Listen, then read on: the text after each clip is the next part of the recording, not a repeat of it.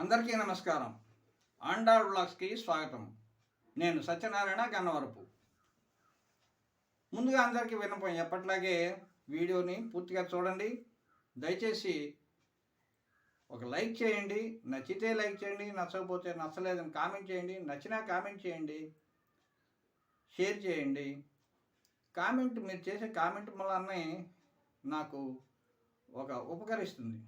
ముందు నేను చేసేది అందరూ దాన్ని ఆదరిస్తున్నారా లేదా, దానికి ఇష్టపడుతున్నారా లేదా అనే ఒక విషయం నాకు అర్థమవుతుంది. దాన్ని బట్టి నేను ముందు చేయడానికి ఉపకరిస్తుందని దయచేసి కామెంట్ తెలియజేయాల్సిందిగా కోరుతూ, ఈరోజు నేను ఎప్పుడు చెప్పే విషయాలకి భిన్నంగా, అంటే ఎప్పుడు నేను ఆధ్యాత్మిక, నీతి, చారిత్రాత్మక ఇలాంటి కథలు చెప్పుకుంటూ వచ్చాను. ఈరోజు పాత సినీ కవులలో ప్రముఖులలో ఒకరైనటువంటి శ్రీశ్రీ గారి గురించి కొద్దిగా చెప్పి ఒక పాట వినిపించాలనుకుంటున్నాను. ఎందుకని ఈ ఆలోచన వచ్చింది అంటే, శ్రీశ్రీ గారి ప్రచురణలు అని చెప్పేసి ప్రచురించాలని ఆయన ఎప్పటి నుంచో ఆయన పుస్తకాలు, ఆయన రచనలు అన్నీ కూడా పుస్తకాల రూపంలో విడుదల చేయాలని చెప్పి ఆయన కోరుకుండేది. అయితే ఆయన 1983లో మొట్టమొదటి రచన ఒకటి విడుదల చేశారు. ఆ పుస్తకం పేరు పాడబోయి భారతీయుడా. అంటే ఆయన సినిమా పాటలు, ఆ పాటలకు ఆ రోజున ఉన్నటువంటి సందర్భం గురించి చెబుతూ వివరిస్తూ రాసుకొచ్చారు. ఆ పుస్తకం నేను చదవడం జరిగింది. ఇప్పుడు చాలా కాలం అయింది, నా దగ్గర చాలా కాలం నుంచి ఉంది ఆ పుస్తకం. దానిలోని విషయాన్ని సరదాగా కొంచెం పంచుకోవాలి పాత పాటల ప్రేమికులు, అలాగే సాహిత్య అభిలాషులు, సాహిత్యాభిమానులు, సాహిత్యాభిలాషులు, శ్రీశ్రీ ప్రేమికులు, శ్రీశ్రీ అభిమానులు అందరూ కూడా వింటారని ఒక నమ్మకంతో ఆ విషయం చెప్పాలని చెప్పేసి నేను ఈరోజు ఆయన గురించి చెప్దామనుకుంటున్నాను. దయచేసి అందరూ పూర్తిగా చూడండి. ఈ పాడబోయి భారతీయుడ పుస్తకానికి శ్రీశ్రీ గారు బాలసుబ్రహ్మణ్యం గారిని, ఎస్పి బాలసుబ్రహ్మణ్యం గారిని ముందు మాట రాయాలని చెప్పి కోరితే ఆయన రాశారు. అది ఆయన నాకు చాలా అదృష్టంగా భావిస్తున్నానని చెప్పి రాశారు. ఆయన రాసిన వాటిల్లో రెండు మూడు మాటలు ఆయన అన్నదాని విషయం గురించి చెప్తున్నాను. శ్రీశ్రీ అభ్యుదయ కవిత్వానికి యుగకర్త మాత్రమే కాదు, కర్త, కర్మ, క్రియ కూడా ఆయనే అని. అలాగే చలంగారు చెప్పినట్లు లోకంలో బాధంతా తన బాధే అనుకున్నవాడు కనుకనే శ్రీశ్రీ రాసిన ప్రతి పదం, ప్రతి పాట కూడా పదండి ముందుకు అన్నట్టుగా ఉంటుందని, ఇలా ఆయన గురించి రాస్తూ చివరిలో ఆయన ఏమన్నారంటే, శ్రీశ్రీ పాటకి ట్యూన్ కట్టిన, చేసిన ట్యూన్కి పాట రాబట్టుకున్న శ్రీశ్రీయే, అందుకే ఆయన మహారాజశ్రీ శ్రీశ్రీ అన్నారు అని బాలుగారు రాసుకుని ఆయన ఆనందపడ్డారు. నేను ఈ మాట రాయడం, ఈ పుస్తకానికి నేను ముందు మాట రాయడం అనేది నా అదృష్టం అని. అలాగే శ్రీశ్రీ గారు ఈ పుస్తకాన్ని విడుదల చేసేటప్పుడు ఈయనకి మొట్టమొదట సినిమాల్లో పాట రాసే అవకాశం ఇప్పించినటువంటి మల్లాది రామకృష్ణ శాస్త్రి గారికి ఈ పుస్తకాన్ని అంకితం చేశారు. అయితే ఆయన రాసిన పాటల్లో ఒకటి అందరికీ తెలిసినటువంటి ఒక పాటను ఎంచుకుని దాని గురించి చెప్తాను ప్రస్తుతం. ఆకాశ వీధిలో అందాల జాబిలి పాట అందరికీ తెలుసు. ఆకాశ వీధిలో అందాల జాబిలి, వయ్యారి తారను చేరి ఉయ్యాలలుగనే సయ్యాటలాడనే. అయితే నేను పాడి మిమ్మల్ని బాధ పెట్టను, కానీ ఒరిజినల్ పాట వినిపించి దాని గురించి చెప్తాను.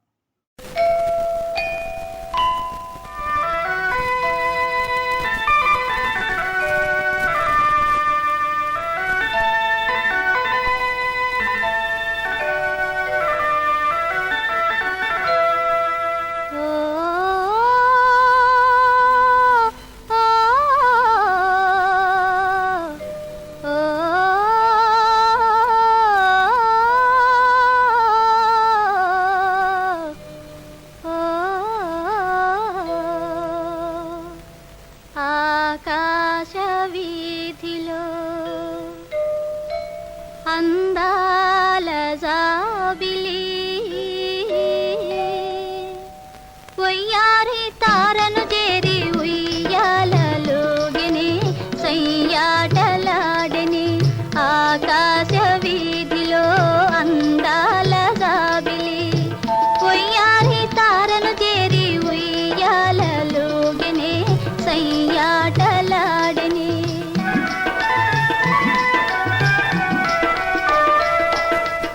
ఆకాశ వీధిలో అందాల జాబిలి ఒయ్యారి తారను చేరి ఉయ్యాలలోగని సయ్యాటలాడని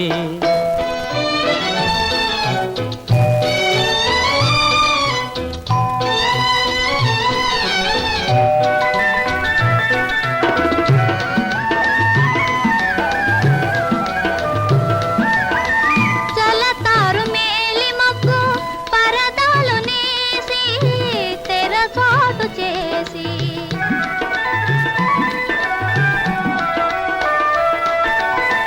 పలుమారు దాగి దాగి పంతాలు పోయి పందాలు వేసి అందాల చందమామ దొంగటలాడని దోబూచులాడని ఆకాశ వీధిలో అందాల జాబిలి ఒయ్యారి తారను చేరి ఉయ్యాలలోగని సయ్యాటలాడని ఆ ఓ ఆ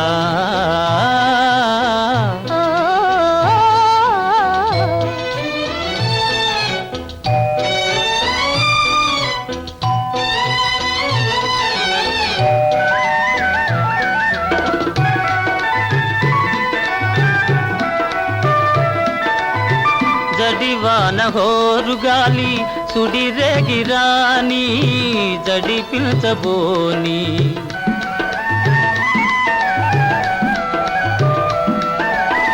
కలకాలము నీవే నేనని పలు బాసలాడి చెలికెంత చేరి అందాల చందమామ అనురాగం చాటని నయగారం చేసిని ఆకాశ వీధిలో అందాల జాబిలి ఒయ్యారి తారను చేరి ఉయ్యాలలోగని సయ్యాటలాడని ఆ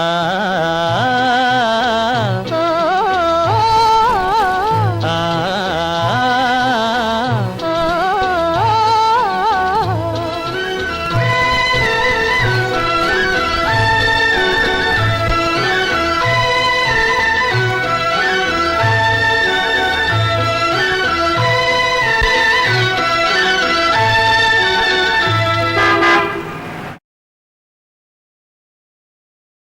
ఇంత చెప్పి శ్రీశ్రీ గారి చిత్రాన్ని ఫోటోని చూపించకపోవడం సబబు కాదు. అందుకనే ఆయన ఫోటోని కూడా చూపించి ఈ పాట గురించి రెండు విషయాలు. ఆ రోజుల్లో అన్నపూర్ణ పిక్చర్స్ వారు ద్విభాషా చిత్రాలు తీసేవాళ్ళు. తెలుగు తమిళ భాషల్లో తెలుగుకి నేను, అరవానికి ఉడుమలై నారాయణ కవి పాటలు రాస్తూ ఉండేవాడు. ఇవి నా మాటలు కాదు, శ్రీశ్రీ గారి మాట. అన్ని పాటలు నేనే రాయాలనే ఆదుర్ద నాకెప్పుడు లేనందువల్ల మొదట్లో ఆరుద్రని, తర్వాత దాశరథిని అన్నపూర్ణ సంస్థకి నేనే పరిచయం చేశాను. ఉడుమలై కవి నేను పాటల రచనకి కలిసే కూర్చుండేవాళ్ళం. కొంచెం అటు ఇటుగా 2 వర్షన్లు ఒకేసారి పూర్తయ్యేవి. ఆకాశ వీధిలో అందాల జాబిలి అని నేను రాస్తే ఆకాశ వీధిల్ అలఘాన వెన్నెల అని అతను రాశాడు. అలాగే అగాధమో జలనిధిలోన ఆడముత్యమున్నట్లే అన్న ఐడియా నారాయణ కవిది. అతను చాలా గట్టివాడు. యతిప్రాసల పట్టింపు అతనికి ఎంతో ఎక్కువ. ఇలక్కణం అనేవాడు. లక్షణ భంగం అనేది అతనికి సుతరామా గిట్టేది కాదు. ఇప్పటి సినీ కవులు రైమ్నే కాదు, రీజన్ కూడా అధపాతాళానికి అణిచేయగలరు. ఒక పాట ఓ రంగయ్యో పూలరంగయ్య అనే దానికి సరైన తమిళ రూపం నారాయణ కవికి దొరకలేదు. రకరకాలుగా ప్రయత్నించాడు. నేను రాసిన దానిలో ఎంతో తెలుగుదనం ఉందని అతనికి తెలుసు. నారాయణ కవి తెలుగు బాగా మాట్లాడతాడు. తన పూర్వీకులు తెలుగు వాళ్లే అంటుంటాడు. బహుశా మా పూర్వీకులు తమిళనాటికి చెందినట్లు. ఓ రంగయ్యో పొలరంగ అన్నదానికి ఓ వేలప్ప తంగవేలప్ప అనే పల్లవితో అసంతృప్తికరంగా సరిపెట్టుకోవాల్సి వచ్చింది. ఇవి శ్రీశ్రీ గారి మాటలు. ఈ పాట గురించి, ఆకాశ వీధుల పాట గురించి ఆయన చెప్పిన మాటలు విన్నారుగా. విని ఆనందించండి. అందరికీ ధన్యవాదాలు. స్వస్తి.